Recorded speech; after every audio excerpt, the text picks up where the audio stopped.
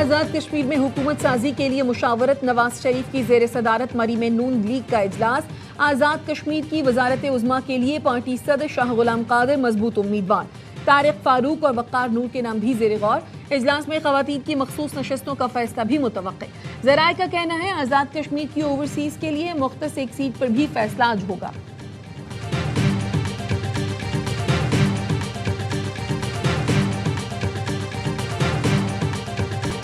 America का tariff से बचने के लिए चीन पर बड़े पैमाने पर तिजारती धोखाधड़ी का इल्जाम। व्हाइट हाउस का कहना है चीनी अशिया इसराइल और भारत समेत 40 से ज़ायद मुल्कों के जरिए अमेरिका लाई जाती हैं। चीन तिजारती धोखाधड़ी से सालाना 300 अरब डॉलर बचा रहा है।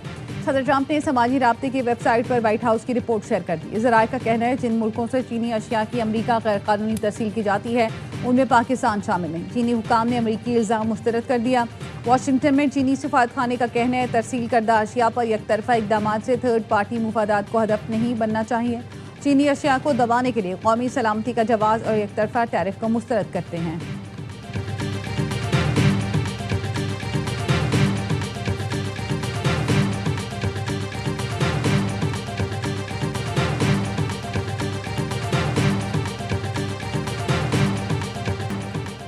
बलूचिस्तान के जिला खारान में सिक्योरिटी फोर्सेस का कामयाब इंटेलिजेंस बेस्ड ऑपरेशन 7 दहशतगर्द जहन्नुम वासिल, मुतादिद जख्मी। सिक्योरिटी ज़राए का कहना है रद्दुल फितना 3 के तहत सिक्योरिटी फोर्सेस ने खारान के इलाके लज्जे में इंटेलिजेंस बेस्ड ऑपरेशन किया। दहशतगर्दों के ठिकानों को तबाह कर दिया गया। जदीद असलहा, भारी मिकदार में गोला बारूद, 2 गाड़ियां और 1 मोटरसाइकिल बरामद।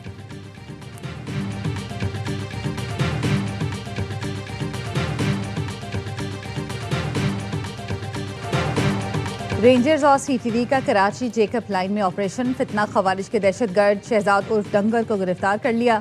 तर्जुमान रेंजर्स का कहना है गिरफ्तार मुलजिम और उसके साथी हसास मकामात पर दहशतगर्दी की मनसूबाबंदी कर रहे थे। दहशतगर्द के दीगर साथियों की गिरफ्तारी के लिए छापे मारे जा रहे हैं।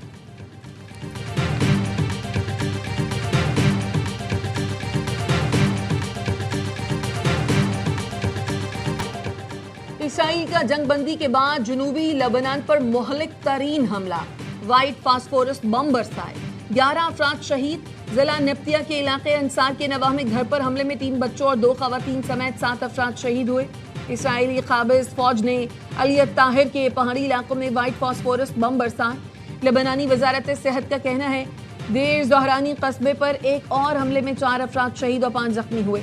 लबनानी वज़ीर आज़म नवाफ सलाम ने हमलों की मज़म्मत करते हुए कहा जहां बहक होने वाले आम शहरी थे, इसराइल कशीदगी बढ़ाने से गुरेज करे। हिज़्बुल्लाह का कहना है इसराइली हमले का मुनासिब जवाब दिया जाएगा।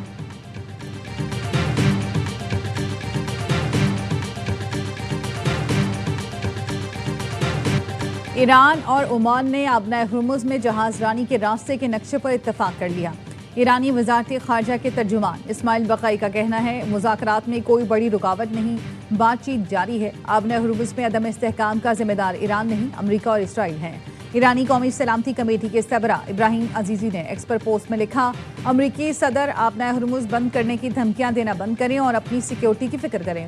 ट्रंप को अपनी हिफाजत के बारे में सोचना चाहिए। मुमकिन है उन्हें अपनी जान बचाने के लिए फूड ट्रक में छुपना पड़े।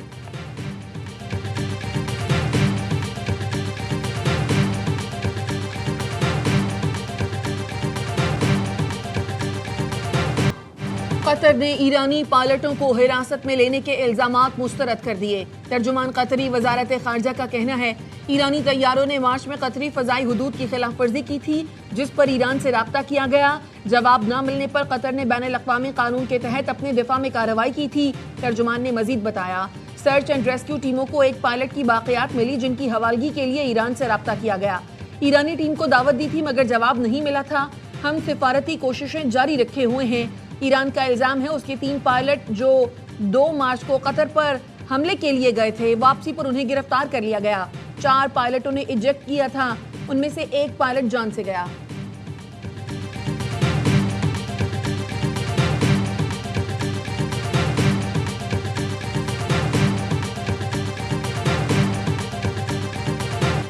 यमन ने हौसियों के हमले में तबाह होने वाली अलमक्खा बंदरगाह बंद कर दी। बंदरगाह के डायरेक्टर का कहना है हालिया हमलों में बंदरगाह को 25 से ज़ायद मिसाइलों से निशाना बनाया गया।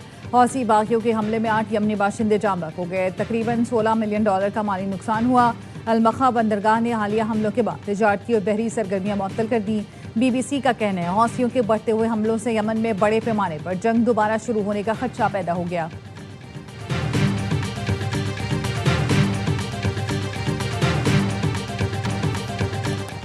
सरबरा अमरीकी सेंट्रल कमांड ब्रेड कूपर ने मशरक़ वस्ता का 10 रोज़ा दौरा मुकम्मल कर लिया।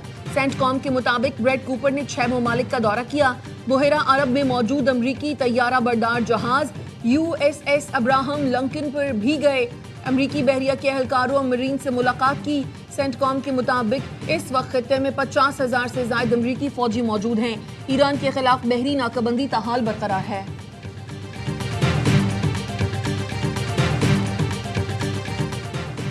रूस और यूक्रेन के रात भर एक दूसरे पर ड्रोन हमले। रूस ने सदर ज़ेलेंस्की के आबाई इलाके में ड्रोन दागे जिसमें एक शख्स हलाक और कई जख्मी।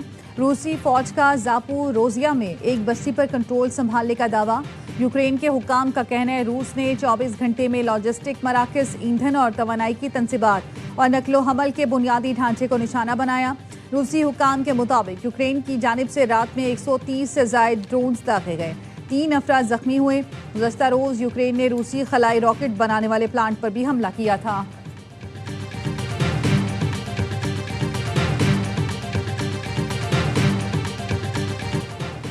मक्का मुआहदे ने दुनिया को अहम पैगाम दिया। तुर्क सदर तैयब एर्दोगान ने अल जजीरा को इंटरव्यू में बताया मुआहदे के तहत किसी एक रुकन मुल्क पर बैरूनी जारहियत की सूरत में तीनों मुल्क मुत्तहिद होकर कार्रवाई करेंगे। मक्का मुआहदा मुस्तकबिल में दीगर मुल्कों की शमूलियत की भी इजाजत देता है। तैयब एर्दोगान ने शाम के दौरे का इंदिया भी दिया।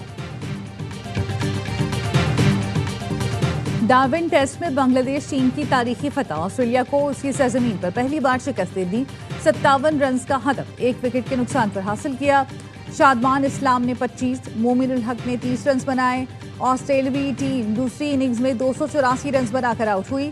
कैमरॉन ग्रीन की सेंचुरी भी टीम के काम न आई। बांग्लादेश के हसन महमूद ने मैच में 9 विकेटें हासिल की।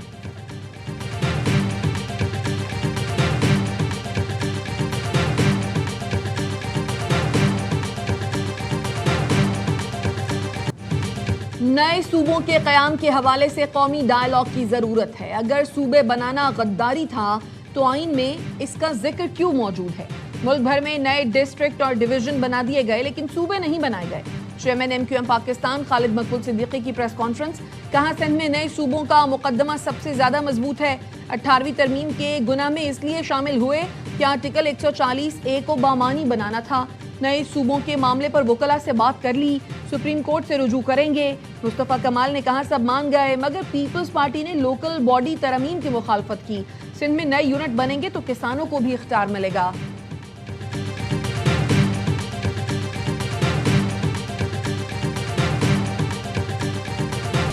पेट्रोलियम मसनूआत की कीमतों में इजाफे, लेवी और महंगाई के खिलाफ जमात इस्लामी के एहतजाज का दूसरा मरहला। आज लाहौर, कराची, पेशावर और कोयटा में एहतजाज और धरने दिए जाएंगे। लाहौर में शाम 6 बजे वजीर आला हाउस के सामने धरना दिया जाएगा।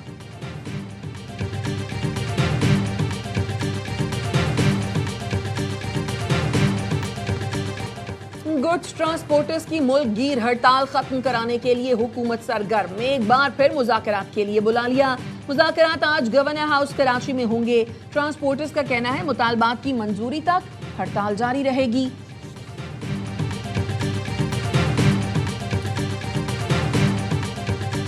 मीर रजा कत्ल केस की तफ्तीशी टीम में गुलाम नबी आफरीदी की शमूलियत पर तहफ़्फ़ुज़ात हैं। वकील जिब्रान नासिर कहते हैं DIG आमिर फारूकी को इस हवाले से खत लिख दिया।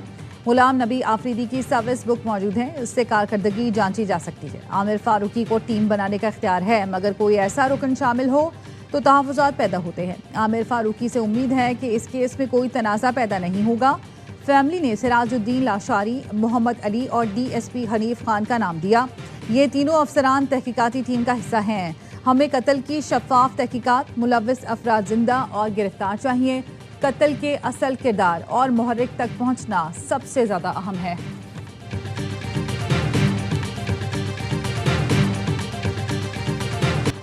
आज़ाद कश्मीर के जिला बाग के 2 इंतखाबी हलकों के 23 पोलिंग स्टेशन पर पोलिंग। गैर हतमी गैर सरकारी नताइज के मुताबिक LA 16 शर्की बाग से मुस्लिम लीग नून के सरदार मीर अकबर 20,796 वोट लेकर कामयाब। पीपल्स पार्टी के कमर जमान दूसरे नंबर पर रहे। LA 15 वस्ती बाग से पीपल्स पार्टी के सरदार जियाउल कमर 17,118 वोट लेकर कामयाब। नून लीग के मुश्ताक मिन्हास दूसरे नंबर पर रहे। बाग के इन पोलिंग स्टेशंस पर 10 अगस्त को पोलिंग नहीं हो सकी थी।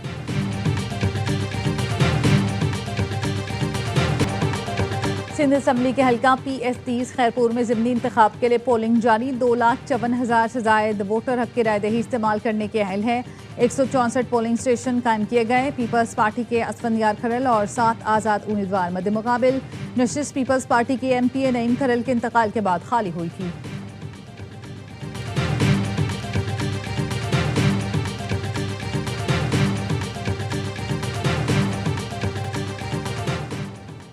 कराची के इलाके डिफेंस ख़ियाबान शहर में क्रूड ऑयल की लाइन का रसाव रोकने के लिए लाइन की मरम्मत जारी। स्ट्रीट 13 के मखसूस मकाम को ट्रैफिक के लिए बंद कर दिया गया।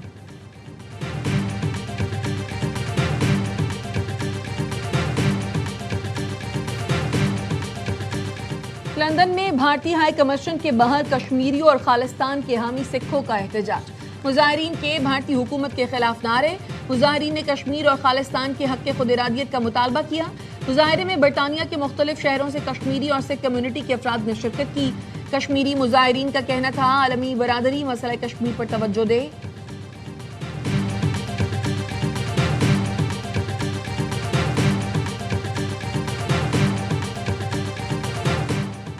अमरीकी शहर इंडियानापोलिस में खालिस्तान रेफरेंडम का इनेकाद आज होगा। सिख बरादरी खालिस्तान के क़याम के लिए वोट डालेगी। अमरीका के मुख्तलिफ शहरों से सिखों की बड़ी तादाद इंडियानापोलिस पहुंच गई। खालिस्तान कौंसिल के सरबराह बख्शिश सिंधु कहते हैं भारत 1947 से सिखों पर जुल्म करता आ रहा है। खालिस्तान का क़याम नागुज़ीर है।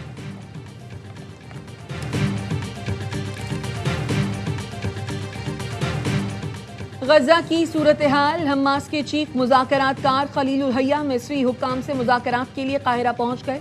खलीलुल हैया इंटेलिजेंस सर्विस के सरबराह हसन रशाद से मुलाकात करेंगे। सदर ट्रंप के दामाद जारेड कुश्नर जल्द इसराइल और मिस्र का दौरा करेंगे।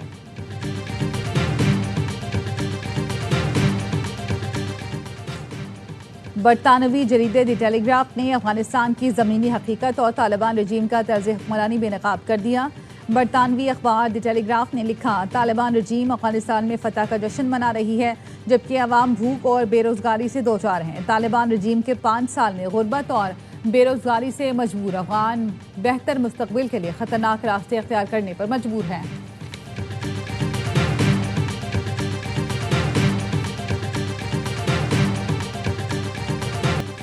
और कव्वाली के बेताज बादशाह उस्ताद नुसरत फतेह अली खान को मदाहों से बिछड़े 29 बरस बीत गए। आवाज़ का जादू आज भी जिंदा। उनके गाने और कव्वालियाँ सुनने वालों के दिलों में बसते हैं। इस अजीम गायक की कव्वालियों के 25 एल्बम रिलीज़ हुए जिनकी शोहरत ने उन्हें Guinness book of world record में जगह दिलवाई। नुसरत फतेह अली खान ने कव्वाली को मशरिक और मगरिब का हसीन इम्तिजाज अता किया। उनकी फ़नी खिदमात के सिले में उन्हें pride of performance, UNESCO music award समेत कई बैनुल अक़वामी एजाज़ात से नवाजा गया।